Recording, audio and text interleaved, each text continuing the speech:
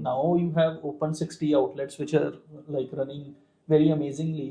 पर आपको उस टाइम पे क्या दिक्कतें आई थी कि जिसको पार करके आप आज इस पोजीशन पे पहुंचे हो? दिक्कतें फर्स्ट स्टेज से स्टार्ट हो जाती हैं, जब आप आइडिया उस टाइम पे जब आपकी जेब में पैसे नहीं है, आपने अपने पेरेंट्स से सपोर्ट लेनी है, तो पहली प्रॉब्लम तो वही है कि पैसा कहाँ से आएगा। दूसरी ये है कि क्रिटिसिज्म हर स्टेज पे आपको मिलेगा। आप बाहर निकलोगे, आपको लोग कहेंगे तू आज बिजनेस करेगा। जैसे मुझे याद है, हमने जो पहला आउटलेट खोलना था तो एक कैंटीन वाले अंकल थे, वो बोलते थे कि आप ताड़े वर्गे 36 आए और 36 गए। ठीक। मतलब पंजाबी में बड़ी कहावत है ये। तो तेरे जैसे 36 आ रहे हैं और 36 जा रहे हैं यहाँ पे, तो कोई सस्टेन नहीं कर पा रहा। तो मैंने कहा कोई नहीं, हम भी गुरु मूवी देख के आए हैं। ठीक है, ठीक है। कि हम जैसे 36 आते नहीं है, हम जैसे 36 के 36 छुड़ा जाते हैं। ठीक है। और हम भी यहीं बैठ के बिजनेस करेंगे, आप भी देख लेना। तो फिर अंकल भी, चलो उस टाइम अंकल, हर बार ये जरूरी नहीं है कि हम हर बंदे को एक्सप्लेन करें। अगर हमारे माइंड में क्लियर कट प्लान है, तो पंजाबी में कहावत है ना, जब सूरज चढ़ना तो सबने देख ही लेना। बिल्कुल। तो कई बार बताने की जरूरत नहीं होती, बट हाँ स्टार्टिंग में क्रिटिसिज्म मेन प्रॉब्लम मेरे ख्याल से फेस करनी पड़ती है हर एंटरप्रेन्योर को।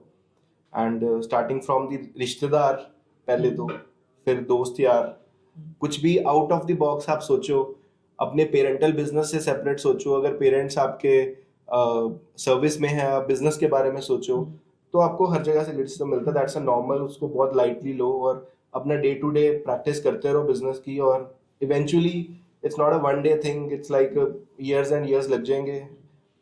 लकीली अगर आपको एक दिन सक्सेस मिल भी जाती है, महीने 2 महीने में जल्दी मिल जाती है, तो फिर फेलियर आना है। So for me like success is the gaps between the two failures. ठीक। एक फेलियर हुआ, उसके बाद आपका अप जाता है, फिर आप सक्सेसफुल हो जाते हो, फिर आपको फेलियर करना पड़ता है। अगर शाहरुख खान की एक पिक्चर हिट हो रही है, तो दूसरी फेल भी हो रही फ्लॉप है, भी flop हो भी सकती रही है, और तीसरी फिर हिट हो सकती है। So it's like a up and down thing, just like a Sensex ना। वो हमारे को प्रैक्टिस करना ही हाँ, वो पड़ेगा। माइंडसेट पहले रख के चलो। If you want to do business, entrepreneur बनना है, तो ये सोच के चलो कि यार लोगों का आज क्रिटिसिज्म भी सहना पड़ना है।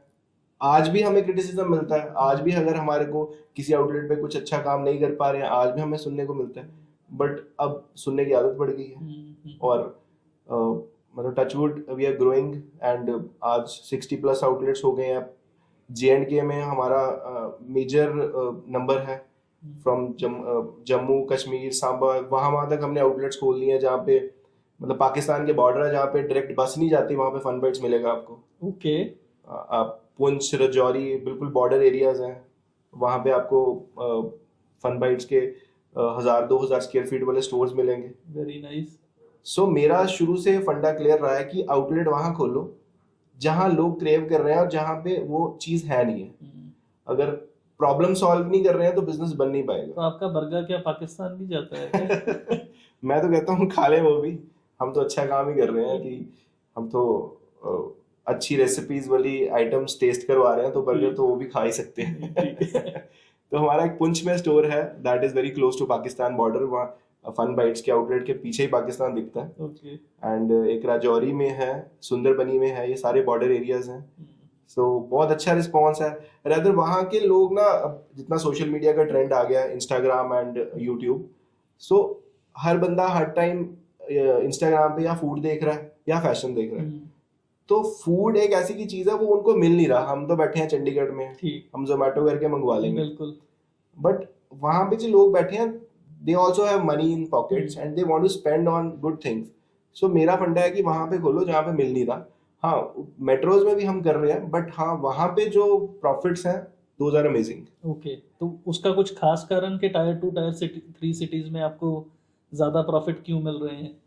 अगेन वही रीजन है कि कंपटीशन लो है, ब्रांड एंट्री रिस्ट्रिक्टेड है। मैकडीज ने वहां पे आना नहीं कभी, बिकॉज मैकडीज के अपने क्राइटेरिया है। डोमिनोज या मैकडीज या जो भी ये इंटरनेशनल चेन्स है, इनके एक अपने क्राइटेरियाज होते हैं लोकेशन को फाइंड आउट करने के।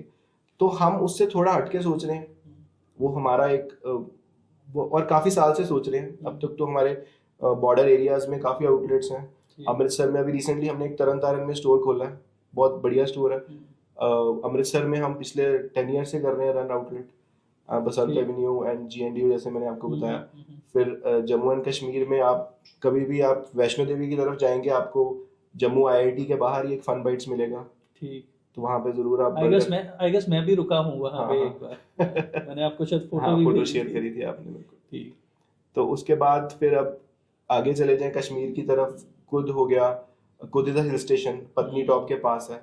फिर हम उससे ऊपर चले जाएं तो श्रीनगर वाली साइड्स पे भी आपको स्टोर मिल जाएंगे हमारे।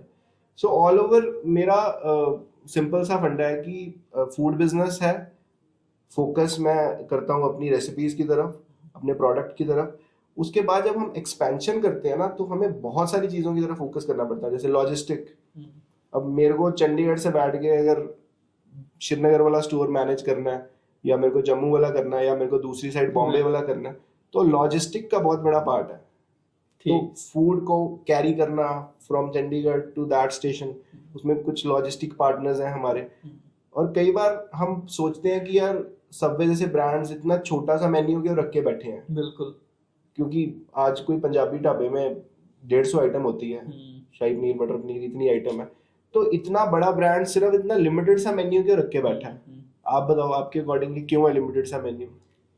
बिकॉज वो, मेरे को ये लगता है कि एक्सपर्टीज है शायद उनकी।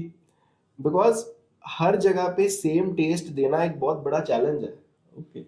अगर आप एक ऐसे बिजनेस में हो जिसमें आप शेफ डिपेंडेंसी को साइड पे करके बैठे हो, अब सबवे में आप जाते हैं या फन बाइट्स में आप जाते हैं या डोमिनोज में जाते हैं, आपको एक स्टैंडर्डाइज टेस्ट मिलता है हर आउटलेट पे।